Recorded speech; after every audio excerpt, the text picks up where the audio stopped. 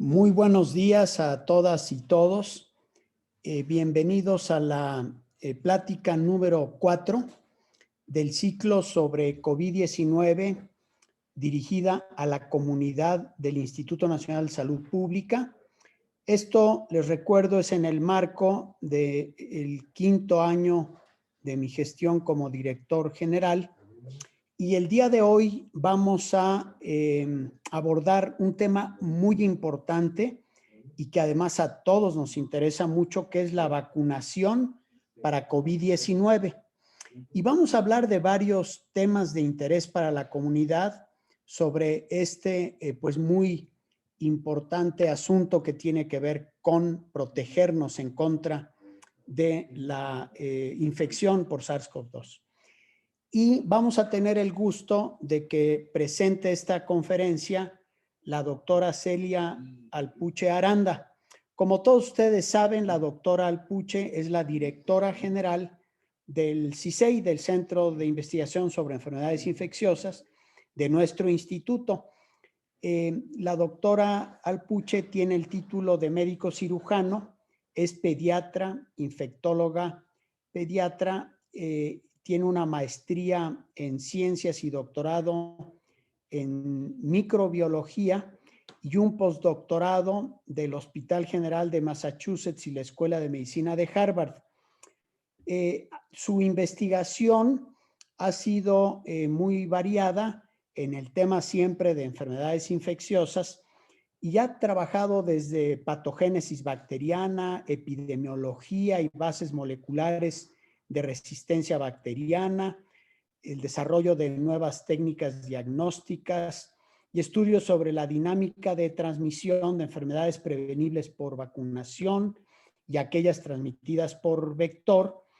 Y tiene una amplia trayectoria en publicaciones y una formación de recursos humanos también muy extensa, que le ha valido el nombramiento de investigadora nacional del Sistema Nacional de Investigadores. Y el año pasado, por esta trayectoria, la doctora Alpuche recibió el premio Miguel Otero 2019, que otorga el Consejo de Salubridad General. Tiene además una amplísima experiencia en vigilancia en laboratorio, tanto de influenza como de dengue, de otras infecciones, pero ahora también de SARS-CoV-2 y ahora también tiene pues una gran experiencia en el asunto de vacunación. Ha participado en varios grupos técnicos consultores de la Organización Panamericana de la Salud, la OMS, los Institutos Nacionales de Salud de Estados Unidos, entre otros, y además fue designada recientemente por la Organización Mundial de la Salud como miembro del grupo de expertos en asesoramiento estratégico SAGE sobre vacunas COVID-19 y forma parte del grupo de trabajo sobre COVID-19 del Consejo de Salubridad General de México y además es presidenta del Grupo Técnico Asesor de Vacunación contra COVID-19. De modo que, pues, qué privilegio que alguien de nuestro propio instituto tenga una trayectoria tan importante y que nos pueda hablar con tanta propiedad de este tema de vacunación. Pues bienvenida, Celia, y me da mucho gusto darte la palabra. No se te oye, Celia. Tu micrófono está apagado. Muchas gracias, doctor Rivera, muy amable por sus palabras. Bueno, vamos a iniciar y trataremos de ser breves para dar más tiempo para las preguntas y comentarios que quieran hacer. Entonces, he seleccionado algunas láminas nada más para generar algunos conceptos que muchos de ustedes ya acá saben. Por ejemplo, que la vacunación históricamente es una de las estrategias de salud pública más exitosas en disminuir morbilidad y mortalidad de muchas enfermedades infecciosas. Sabemos que salvan vidas, que ayudan a combatir enfermedades, inclusive han llevado a control, eliminación e inclusive su erradicación, como es el caso de la viruela, como es el caso de la poliomielitis, el sarampión, la rubiola congénita en algunas de estas regiones, estas últimas. Vacunarse no es un acto de solidaridad, porque no solamente protege a la persona que se vacuna, sino a las personas también de su entorno, porque disminuye los riesgos para que esto ocurra. Previene complicaciones de enfermedades infecciosas, pues ustedes están viendo ahí algunas fotos de lo que era polio y que realmente con eso ya no convivimos en la actualidad. Y inclusive este desarrollo de vacunación ha llevado hacia tener vacunas que nos protegen contra tipos de cáncer, como la del virus de papiloma humano o la de hepatitis B, entre otras. En consecuencia, cuando se utiliza esta medida de prevención conocida como farmacológica, se proporciona un beneficio social y económico muy grande. Y esto se ha podido constatar en muchas regiones, todas las regiones del mundo, y por eso hay grandes iniciativas para que exista equidad en la distribución, en el acceso a vacunas. Y además es muy importante como una forma de estilo de vida saludable. Por esta razón, en respecto de COVID-19, pues el enfoque desde el principio pues estaba en esta fuerza de poder conseguir y llegar a tener una vacuna. Pero ¿cuáles son las medidas de mitigación y control ante COVID-19? Pues tenemos las no farmacológicas y las farmacológicas. Y las no farmacológicas, ustedes ya las conocen. Hemos vivido con ellas ya todo un año y que funcionan, definitivamente funcionan. Y es lo que sigue funcionando hasta este momento. El doctor Tonatiuh Barrientos en la sesión pasada nos lo comentaba, y es el distanciamiento físico, las precauciones respiratorias, cubrebocas, la etiqueta respiratoria al toser y estornudar, la higiene de manos, todas esas cosas que nos han estado diciendo es lo que más funciona para evitar los contagios de COVID-19. Y las farmacológicas particularmente estarían enfocadas a tener una vacuna o a tratamientos específicos. Desafortunadamente, contar hasta este momento con un antiviral que sea 100% efectivo o 90 o 80 o 70% efectivo, no lo tenemos. Tenemos medicamentos que funcionan para disminuir el proceso inflamatorio grave, como sería la utilización de dexametasona o el poder utilizar algunas cosas que eviten o que disminuyan la famosa tormenta de citocinas y por lo tanto el proceso inflamatorio tan importante en pulmón generalizado, pero es cuando ya estás infectado y te tienen que atender de manera oportuna para evitar esa progresión. Pero un medicamento que tú digas en este momento, como existían los antibióticos, de que es efectivo contra esta bacteria, o un antiviral que es efectivo contra este virus, todavía no se ha demostrado, desafortunadamente. Muchos en experimentación, algunos con un poquito, pero no hay nada. Entonces, la esperanza en las vacunas, pues era muy, muy grande. ¿Qué es lo que hizo que existiera un enorme esfuerzo mundial desde los investigadores que ya trabajaban en el desarrollo de vacunas, muchos de ellos en el desarrollo de vacunas en virus SARS, aunque no en el SARS-CoV-2 específicamente, pero que habían estado trabajando en el desarrollo de vacunas de SARS-1, que fue esta gran epidemia que se tuvo a principios de este siglo, que también inició en China y se diseminó y llegó a muchas partes del mundo. Por ejemplo, en Canadá tuvo un impacto muy, muy fuerte, sobre todo en trabajadores de la salud, y pues había un esfuerzo grande para desarrollar una vacuna, pero este virus desapareció.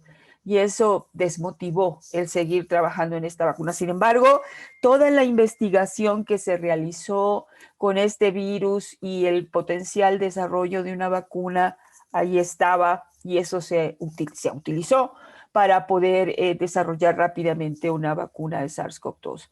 También hay otro virus muy parecido a este, son del mismo tipo, son parientes cercanos, y es el MERS, que es otro virus que aparece en Medio Oriente y que también ha estado en Asia, y que han producido brotes que están localizados en ciertas áreas y que todavía aparecen de pronto estos brotes, y por lo tanto hay una intención de desarrollar una vacuna. Había esfuerzos mundiales para desarrollar esa vacuna, y toda esa información se ha utilizado muy rápidamente, toda esa experiencia de estos investigadores y luego otros investigadores que estaban trabajando con otro tipo de virus, sobre todo en el desarrollo de diferentes plataformas para poder llevar estas vacunas hasta las personas, se sumaron a todos estos esfuerzos.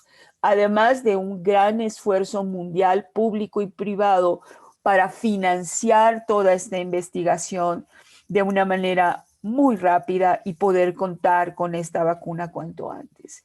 ¿En qué se han basado la mayoría de estas vacunas? Pues conociendo al virus que ustedes están viendo acá, ¿sí? Es el típico que lo vemos todos los días en la televisión, en los medios, y por supuesto también en los artículos científicos que salen por montones.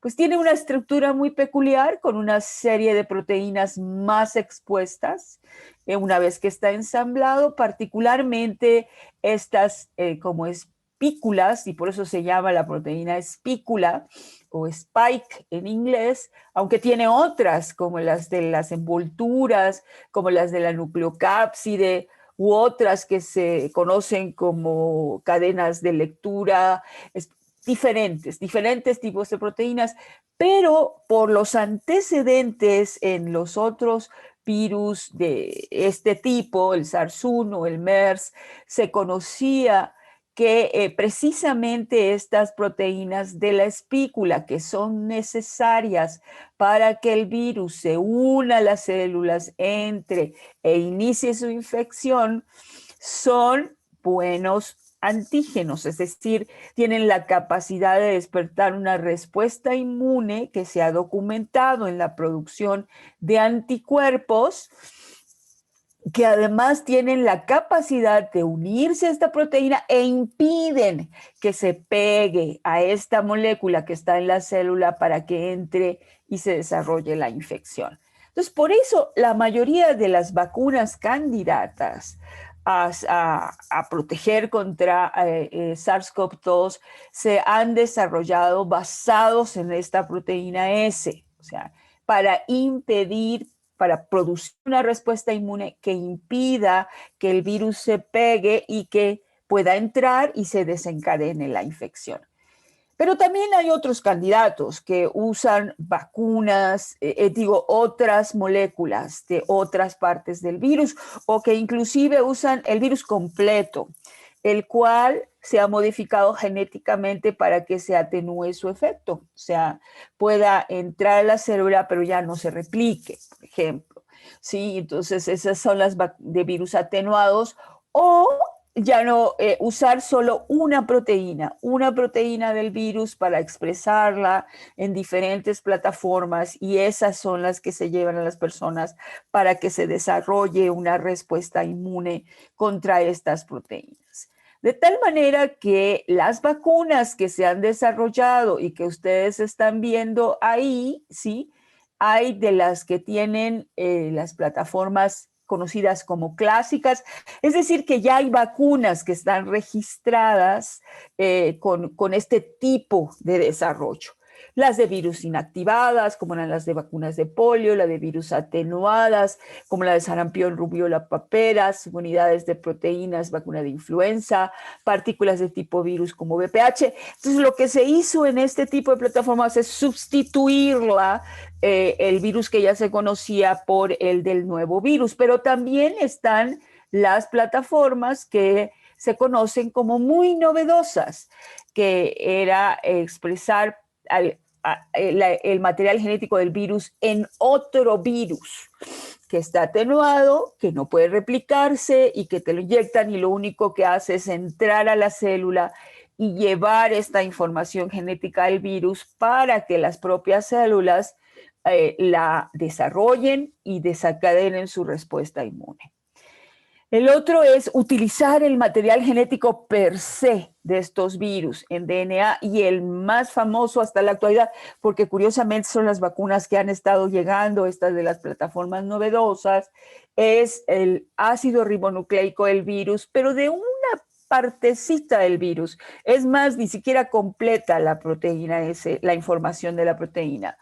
Esto lo han generado y lo han metido en unas vesículas cubiertas con eso se llaman nanopartículas, y las envolturas son de diversos tipos de lípidos. Y así hay otras plataformas muy novedosas. ¿Por qué novedosas? Porque nunca se había registrado una vacuna con este tipo de plataforma. Entonces, es muy importante tener en consideración que probablemente se conviertan estas nuevas plataformas en un parteaguas en el concepto de inmunizaciones, porque la intención en que sean plataformas para una producción más rápida de lo que convencionalmente se utiliza.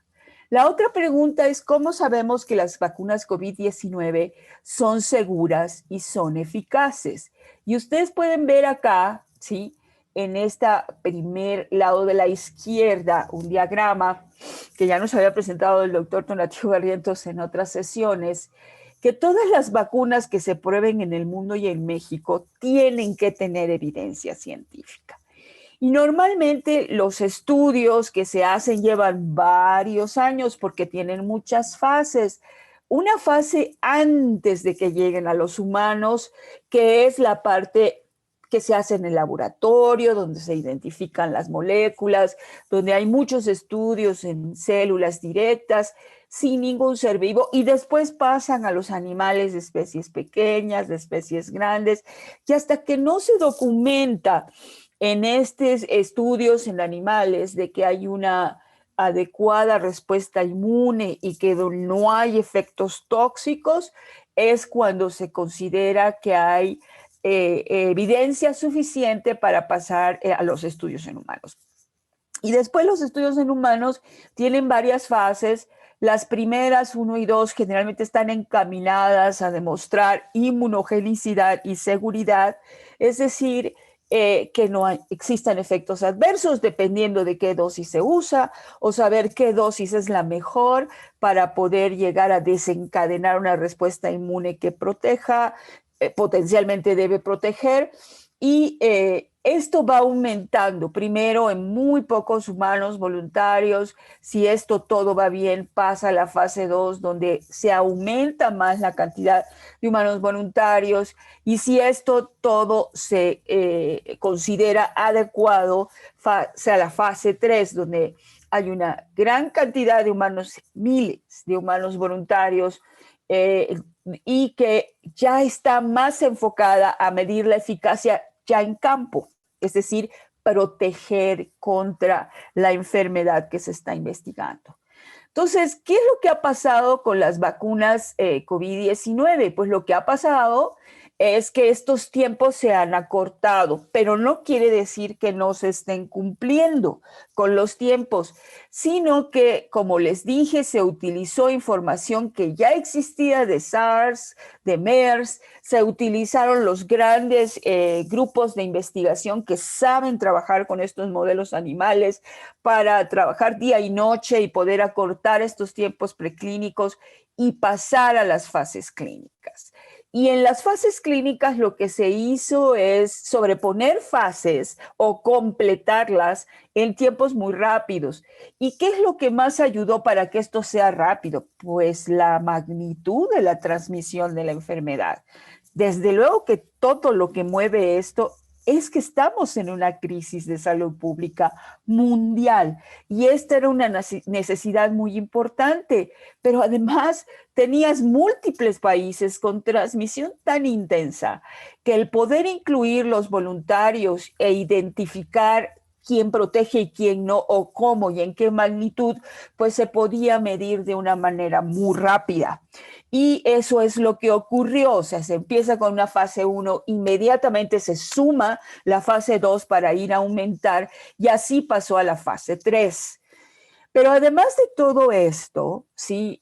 Normalmente lo que ocurre es hasta que se termina la fase 3, se llega a las agencias regulatorias como la FDA en Estados Unidos, la EMA en Europa, y cada país tiene, nosotros tenemos a COFEPRIS, que son las agencias regulatorias que revisan toda esta información a través de grupos de expertos y dicen, sí, sí puede ser registrada esta vacuna.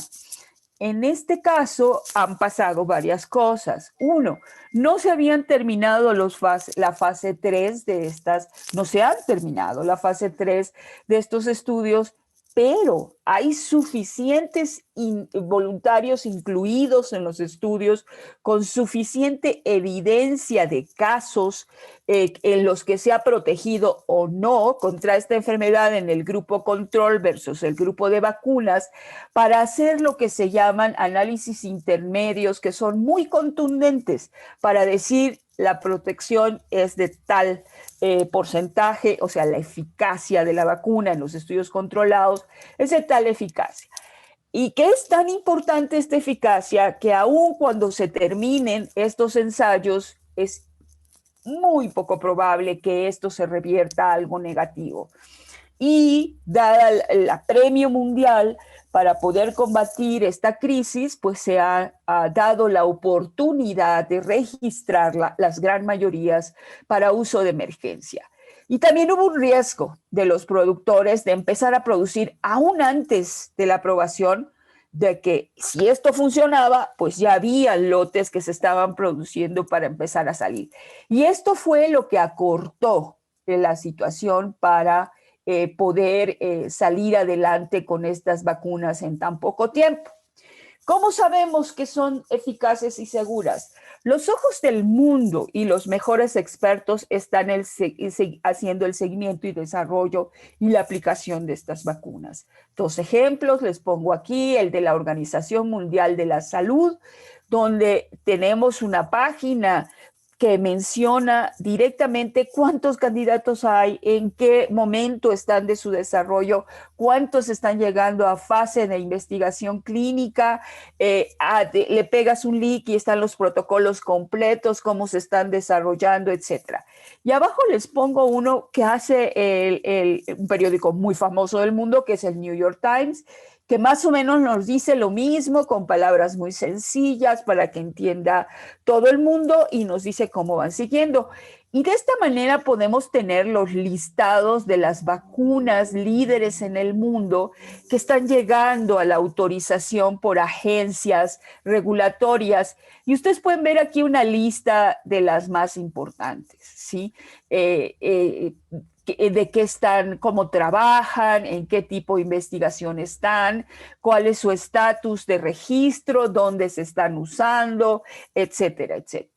O sea que sí hay un seguimiento que nos puede dar esa tranquilidad para decir que son adecuadas.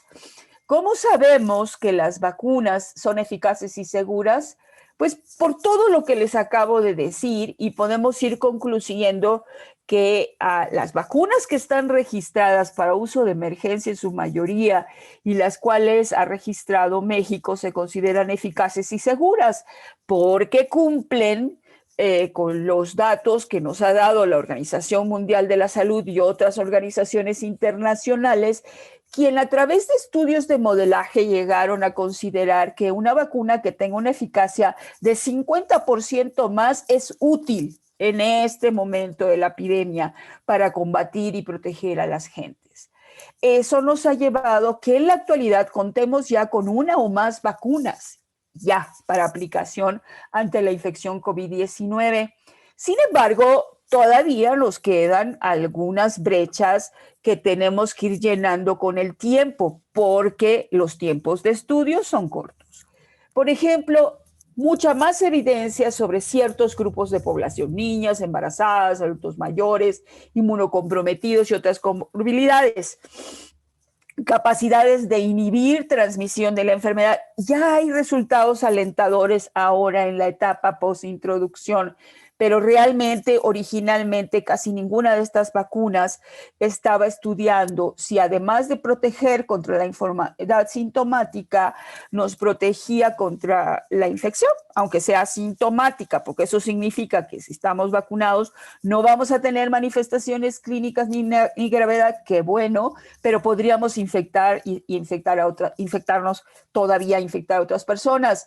Y otra cosa es que por el limitado tiempo de seguimiento y número de personas estudiadas es difícil detectar eventos adversos poco comunes o que sucedan después de largo tiempo. Entonces hay que seguir vigilando muchísimo, sobre todo en esta etapa post-introducción. Tampoco sabemos la duración de la inmunidad a largo plazo. O sea, hay que seguir analizando si se van a necesitar más refuerzos de lo que se considera ahora. En rojo les marco en un cuadrito rojo las vacunas que se han autorizado en México y que sabemos que se han autorizado en México hasta este momento. ¿Cómo México está consiguiendo acceso a vacunas COVID-19? Hay muchas formas. Hubieron accesos nacionales, es decir, los países negociaban directamente con proveedores. México lo ha hecho.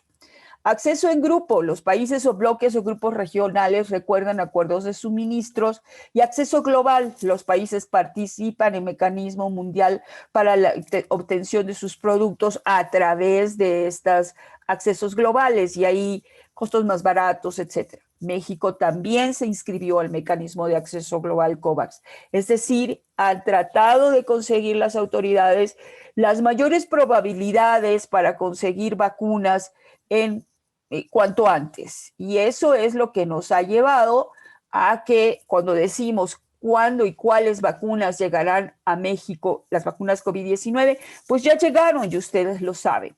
Se inició la aplicación el 24 de diciembre del 2020, se han registrado en COFEPRIS 5 vacunas que aquí les enlisto, al menos las que conocemos públicamente, y en amarillo son las que ya se están aplicando.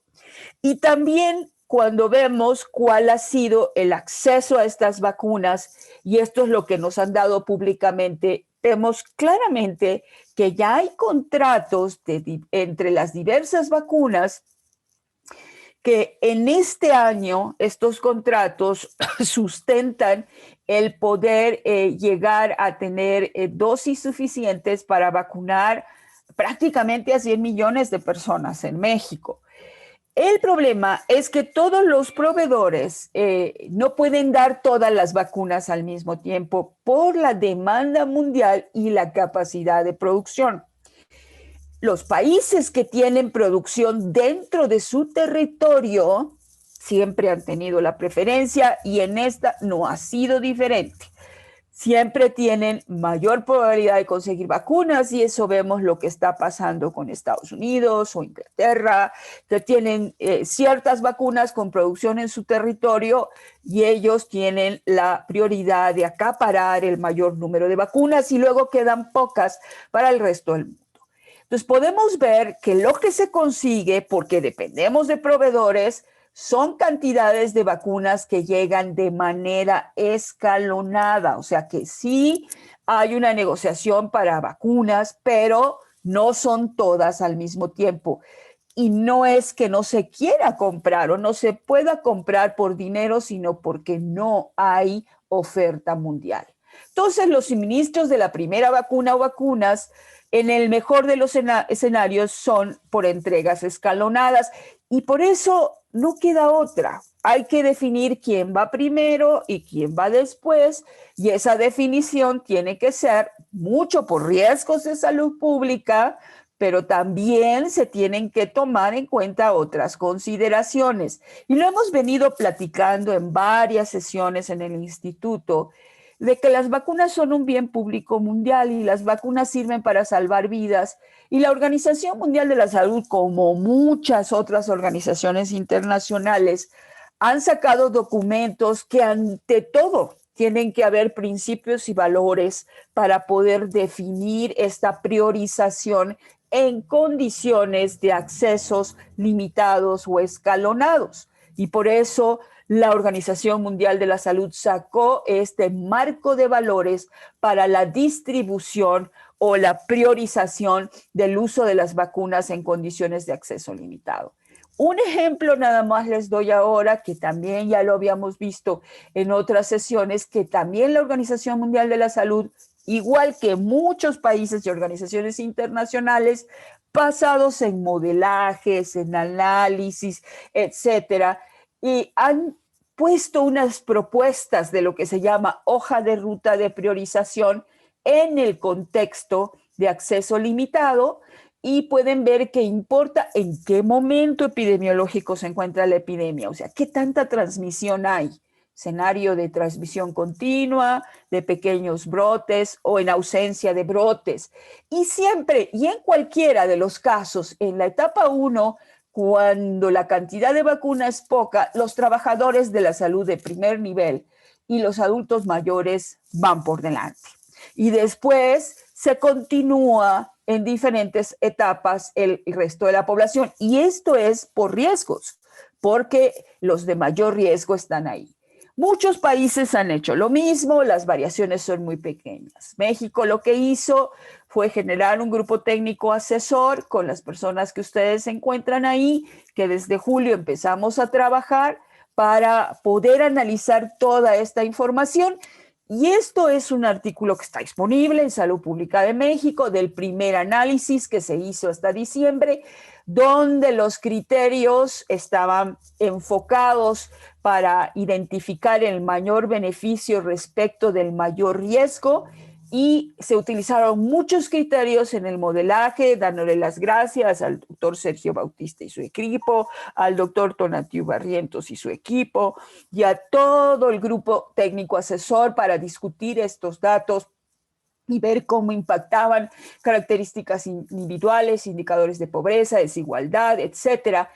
Y en estas gráficas, lo único que quiero que vean, y es el efecto visual, es que cuando se comparan, por ejemplo, qué es lo que más sirve para disminuir mortalidad, obviamente la edad es de lo más importante para poder alcanzar el mayor beneficio de la vacuna.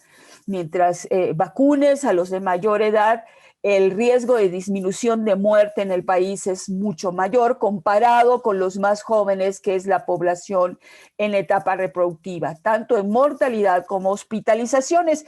En este momento nos faltaban varias variables que ahora ya las corrieron, y que por eso la primera recomendación que hizo este grupo es vacunar primero a los trabajadores de la salud que están en primer contacto, no solo médicos y enfermeras, sino todos los que están en el primer contacto, atendiendo todos estos casos, y después ir por décadas de la vida descendiente. Por logística, las autoridades de salud decidieron ir 60 y más, con o sin comorbilidad, y ustedes pueden ver que abarca toda este grupo que disminuirá considerablemente la mortalidad. Entonces, ¿cuál fue la estrategia? Proteger a los susceptibles de mayor riesgo, proteger al sistema de salud, a las personas con probabilidad de mayor complicación de hospitalización y muerte. Y al final esto baja hasta 50 años, y eso es lo que se espera cubrir en este primer año o antes de ser posible en los primeros 7 a 8 meses, menor presión para el sistema de salud, mayor posibilidad de abrir la economía. Alcanzar inmunidad de grupo, difícil porque no tenemos todas las vacunas para cubrir el 75% de la población, y todavía no tenemos toda la evidencia de que las vacunas inhiben transmisión. En conclusión, podemos ver que las vacunas COVID registradas actualmente en México y en muchas partes del mundo han demostrado ser eficaces y seguras, que la disponibilidad inicial de estas vacunas en cualquier país es limitada, unos más que otros, y México ya está vacunando, o sea, que estamos por encima de muchos países que ni siquiera han iniciado. No es suficiente, lo sabemos, pero ahí vamos y se ha realizado un trabajo estricto para hacerlo con las mejores condiciones a quien debe de ser. Y la vacunación en México, como en muchas partes, depende de la proveeduría. Entonces, este conocimiento va cambiando todos los días. ¿Y qué significa? Que son recomendaciones intermedias, porque mañana puede salir más evidencia y hay que cambiar las recomendaciones de acuerdo a la evidencia. Los mensajes finales, ya los había dicho en un seminario del CISEI y se los paso a toda la comunicación. El análisis continuo y detallado de la información disponible es indispensable. Hay que evitar desinformación, hay que entender la priorización, hay que incentivar la vacunación y hay que mantener las medidas no farmacológicas que sabemos que funcionan. No podemos bajar la guardia. Muchas gracias. Abrimos a preguntas. Doctora, hay varias preguntas relacionadas con el tipo de vacuna. Se las voy a ir comentando. Una de ellas preguntan, en cuanto a las vacunas de China, en específico de Sinovac, que al parecer reportaba efectividad por debajo del 60%, ¿es correcto? Es un poco por encima del 60%. De hecho, es variable, se ha demostrado hasta el 67% la eficacia. Sin embargo, la eficacia de la mayoría de estas vacunas, incluyendo Pfizer, incluyendo AstraZeneca, que está alrededor del 70% de los estudios controlados, ahora en los estudios de efectividad en campo, una de las mayores ventajas que se le ha visto a la mayor parte de las vacunas es la protección contra formas graves y hospitalizaciones, que todas están por encima del 85% y algunas cercanas al 90%. Hay dos preguntas relacionadas con quiénes no deben vacunarse. Una específicamente pregunta quiénes no deben vacunarse y otra, un caso específico, pregunta persona de 82 años con múltiples alergias y factores de morbimortalidad, si es recomendable que se vacune o no.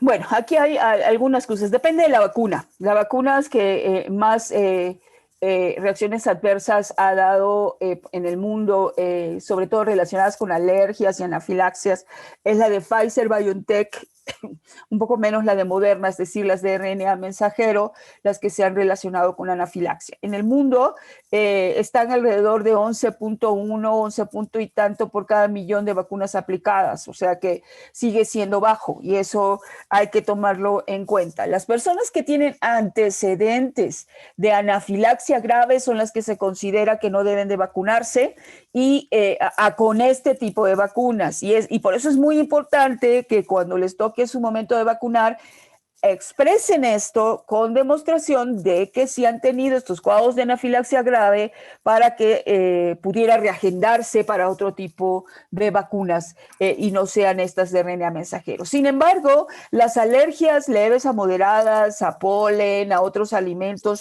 no tienen nada que ver. Lo importante es que se vacunen en sitios donde puedan recibir atención médica inmediata para cualquiera de estas condiciones de reacciones adversas. Hay unas indicaciones que están variando mucho en el mundo, pero que México todavía conserva, de que si no tienes ningún antecedente de alergias a cualquier componente de la vacuna, o sea, si hay vacunas que han demostrado que son alérgicos a cualquier componente de la vacuna y por eso hay que leer lo que puede contener la vacuna, pues entonces no podrían vacunarse.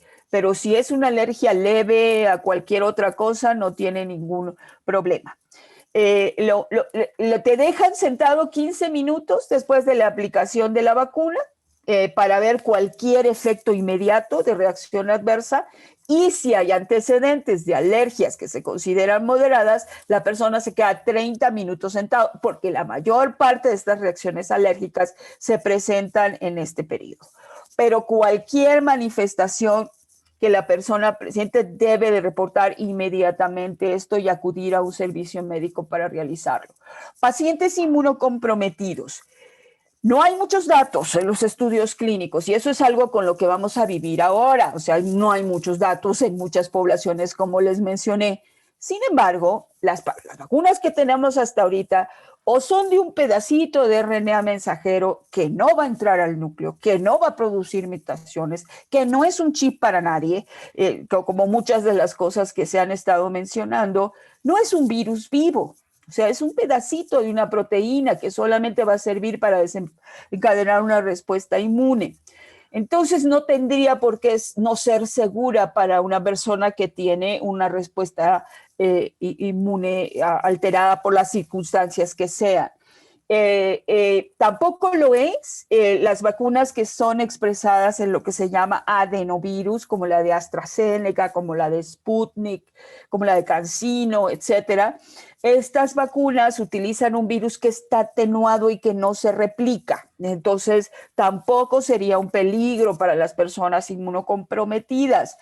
El problema que existe es que no sabemos qué tanta eficacia tiene en las personas inmunocomprometidas en este momento. O sea, la eficacia en otro tipo de vacunas se ha visto que puede disminuir en estas personas inmunocomprometidas. Dada la crisis y la situación que tenemos ante esta enfermedad, la recomendación es que si es una persona que está altamente expuesta, como un trabajador de la salud o una persona mayor de 60 años, y con limitada información para ver la eficacia, es mucho más el beneficio el ponérsela que el potencial riesgo que pueda tener.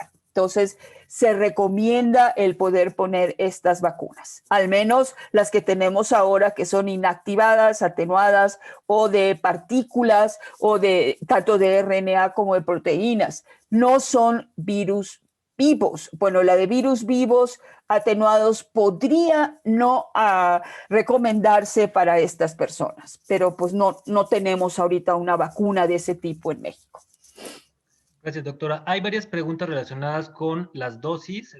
Preguntan, ¿cuánto tiempo hay que dejar entre una y otra dosis? También preguntan, ¿qué pasa si entre la primera y la segunda dosis se pasa demasiado el tiempo?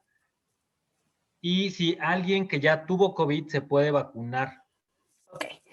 El tiempo entre dosis. Eso es algo que se ha discutido mucho, incluso hay sugerencias en la literatura internacional e incluso de expertos nacionales que dicen, por dos razones, que dicen, bueno, se puede alargar el tiempo entre dos dosis o inclusive se ha hecho la propuesta de, aun cuando esta vacuna se aprobó en estudios clínicos que demuestran que se requieren dos dosis, una sola dosis puede ser suficiente, ¿sí? En las vacunas que requieren dos dosis. La semana pasada nos dimos a la tarea en el grupo técnico de asesor de revisar toda la información disponible, publicada, las recomendaciones que ha hecho la Organización Mundial de la Salud, los Centros de Control de Enfermedades, el grupo de expertos de Reino Unido y de muchos otros países para ver qué había respecto de estas dosis, que ya la veníamos revisando. Y lo que encontramos es lo siguiente. Es muy alentador ver que con una sola dosis en esta etapa post-introducción, ¿sí? Se puede ver que hay una buena protección, ¿sí? Inclusive puede estar hasta cercana al 70%, ¿sí?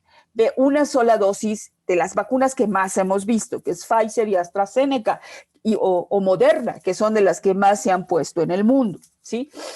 O sea, las de RNA mensajero y la de adenovirus de chimpancé, que es la de AstraZeneca. Y también se ve que la respuesta inmune, mientras más se alarga el tiempo entre las dosis, mejora la calidad de la respuesta inmune, ¿sí? Y eso es alentador para decir, sí, se puede alargar los intervalos de aplicación entre una dosis y otra. Lo que pasa es que el tiempo de estudio es corto, ¿sí? Y entonces podemos ver que tanto en los estudios de efectividad en campo, como nos está dando Inglaterra, Israel, que es de los que más han vacunado, por ejemplo, con Pfizer, Israel, Inglaterra con AstraZeneca y Pfizer, Escocia dentro de Reino Unido, Escocia tiene un estudio muy amplio de post-introducción, siguiendo a sus vacunados. Podemos ver que en el caso de Pfizer, el intervalo de aplicación donde se ven estos efectos de una sola dosis, solo alcanza aproximadamente 30, 32 o 35 días, o sea, no más, o sea, entre uno y otro. De tal manera que las 3 primeras semanas que se aconsejaba en el ensayo clínico inicial, ahora se dice esto se puede aplicar hasta 42 días después de la primera dosis, entre las 2 dosis. Y no solamente es seguro esa aplicación, sino que hasta parece ser más eficaz si se prolonga más el intervalo hasta 42 días. Pero no tenemos más tiempo, o sea que solamente ahí podemos decir. También lo que es la aplicación de una sola dosis, pues hasta ahí llega, no tenemos más información. En el caso de Astra, esto se puede ir más hacia adelante, porque los datos que nos da Inglaterra y Escocia y el propio grupo de la vacuna que ha trabajado con Astra, nos dice que hay datos hasta para 90 días. Entonces, la nueva recomendación, por ejemplo, en la Organización Mundial de la Salud, es que el intervalo de aplicación entre la primera y segunda dosis de Astra podía ser hasta 8 o 12 semanas, en vez de 4, que era originalmente. Entonces, la otra cosa es la presión, porque es decir, vacuna a la mayor gente que puedas y no te preocupes de la segunda dosis. Sin embargo, siendo cautos, después de revisar toda esta información, coincidimos con la recomendación de la Organización Mundial de la Salud que por el momento aquellas vacunas que dicen que deben de llevar dosis, se puede alargar el intervalo hasta los tiempos que les he mencionado, pero no dejar de poner la segunda dosis. Esa es la recomendación hasta el día de hoy, ¿sí?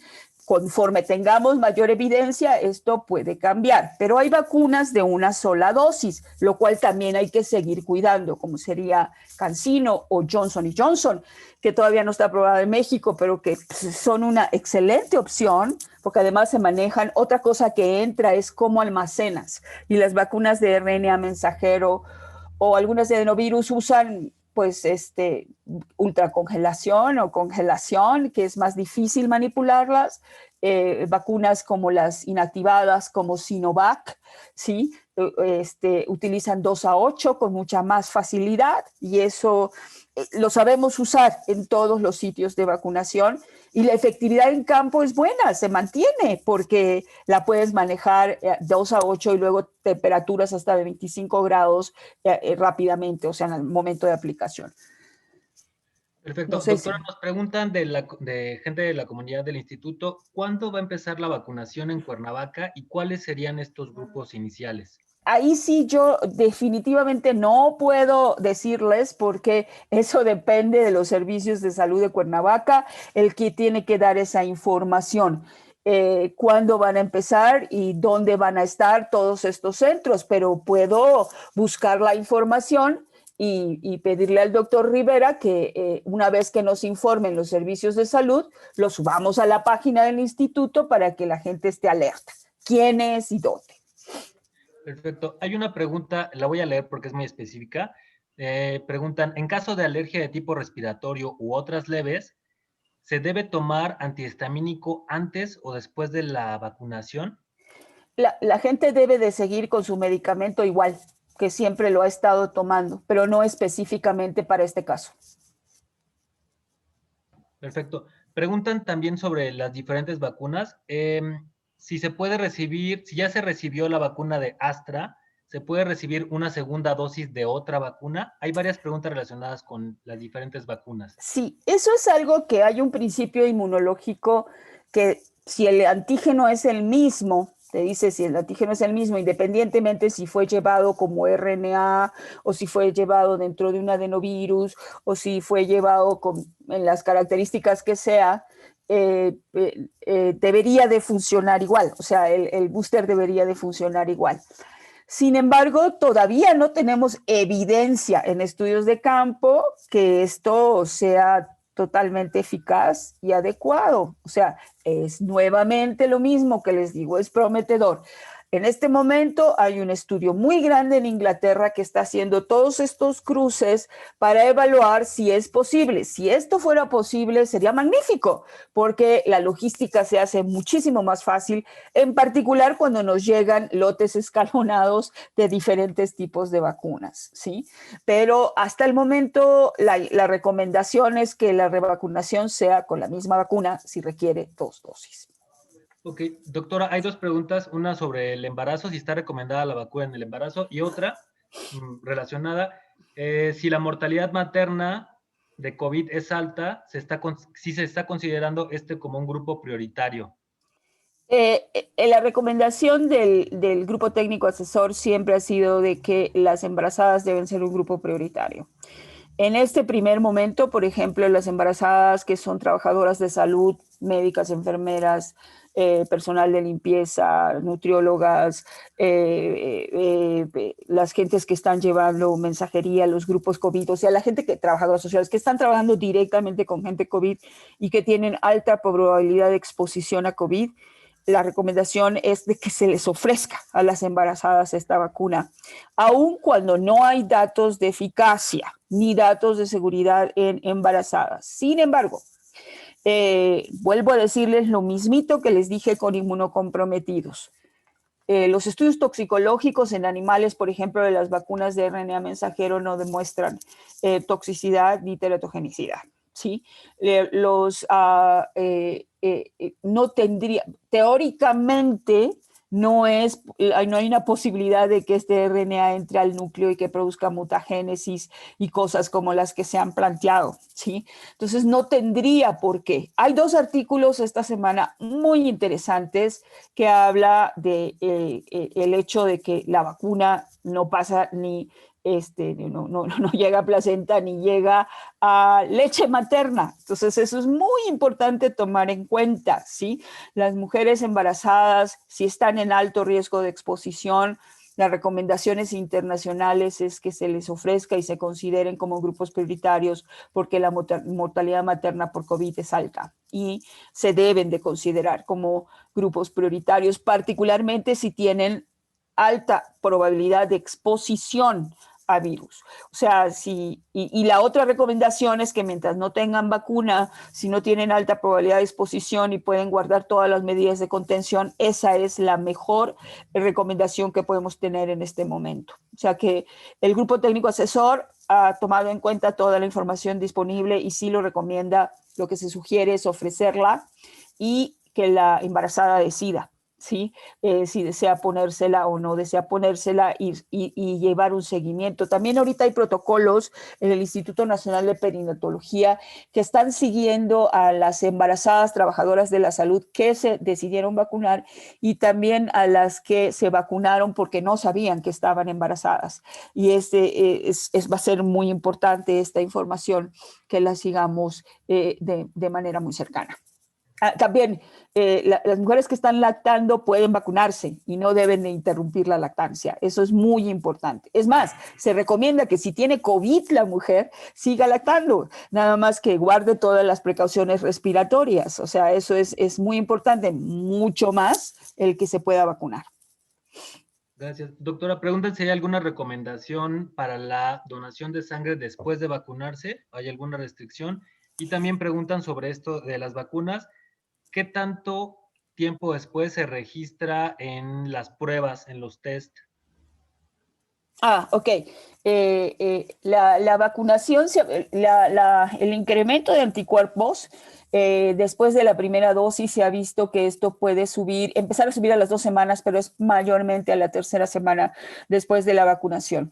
Pero el incremento completo generalmente se ha visto después de la segunda dosis, las que reciben 2 dosis, las que requieren 2 dosis, después de la primera semana o segunda semana de la segunda dosis es cuando se ve el mayor incremento de anticuerpos IgG totales y también de anticuerpos neutralizantes contra la proteína SARS-CoV-2 o el antígeno que se esté utilizando.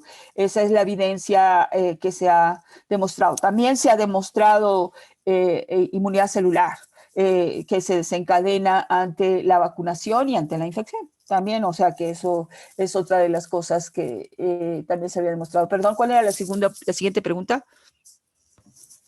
Permíteme.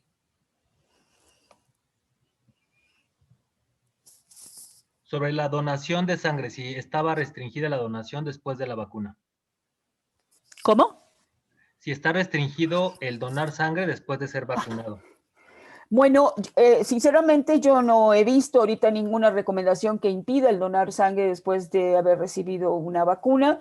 No tienes virus vivos, o sea, yo creo que lo más importante es descartar lo que se tiene que descartar en la donación y particularmente que no estés infectado de COVID. Recuerden que la protección mayor de estas vacunas, en el caso de las vacunas de 2 dosis, que son las que más se están usando, es mayor después de 1 o 2 semanas de haber recibido la segunda dosis. Entonces, mientras tanto, las recomendaciones son las mismas.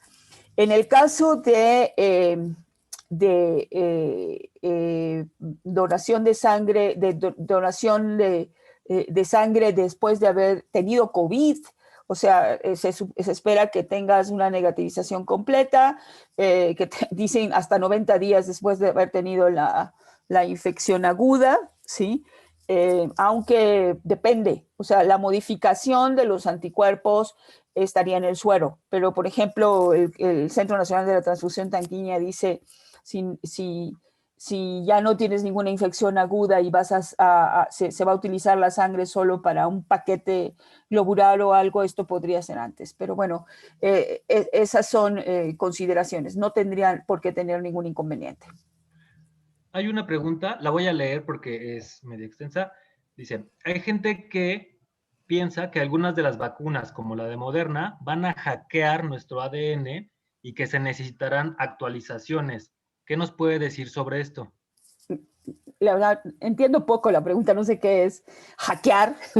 O sea, realmente, como les había dicho, a ver, el RNA mensajero es un material genético que está en el citoplasma y que realmente lo que hace es eso, es llevar el mensaje de la información genética para que se inicie la producción de la proteína, ¿sí? Entonces, realmente este RNA mensajero no va a entrar al núcleo, ¿sí? Entonces, no tiene por qué ni insertarse en los genomas, ni tiene por qué modificarlos, ni tiene, pues, no sé cómo hackear, o sea, si intervenir o cambiar o Sí, es en esto el no, sentido no de es así. modificar el ADN, justamente. No tiene, pues, teóricamente no hay esa posibilidad para que ocurra. Realmente muchos de estos comentarios han sido de los grupos antivacunas, ¿sí? Y pues, es cierto, a veces vemos videos de gente muy respetable que está ahí, se ve muy respetable hablando de todas estas cosas, pero yo sé que todos ustedes son muy racionales y que entenderán que esto no es así. Lo que tenemos que hacer es protegernos contra COVID, que es verdaderamente algo tremendo que le ha pasado en la humanidad y que muchos han vivido en carne propia lo que es el drama de esta enfermedad. Y la vacunación, es una de las mejores opciones, pero no podemos bajar la guardia. Tenemos que seguir cuidándonos. Doctora, llegan muchas preguntas, vuelven a preguntar si alguien que ya tuvo COVID se puede vacunar. Sí, rotundamente sí. Se puede y se debe de vacunar. Hay propuestas ahora, las van a leer y por eso se las digo, de que a lo mejor podríamos retrasar mucho la vacunación de las que ya tuvieron COVID y todo esto es con el fin de vacunar a más gentes que están en más riesgo, ¿sí? Hasta 6 meses, pero también en la última discusión del grupo técnico asesor de la OMS se estuvo discutiendo mucho esto y se dice que todavía no hay suficiente evidencia para decir retrásala lo más que puedas. O sea, lo que sabemos es que hay respuesta inmune que dura de 6 a 8 meses después de la infección. Entonces, la intención es que se vacune a la mayor parte de gentes para disminuir la probabilidad de replicación del virus y de transmisión de la enfermedad. La última pregunta, junto 3, preguntan si está recomendado vacunarse a una persona con lupus, otra si se está recomendado a alguien que tiene EPOC y la otra en linfoma no Hodgkin en remisión. Sí, a los 3. Perfecto. Muchas gracias, doctora. Bueno, pues no sé, estamos a las 11 en punto.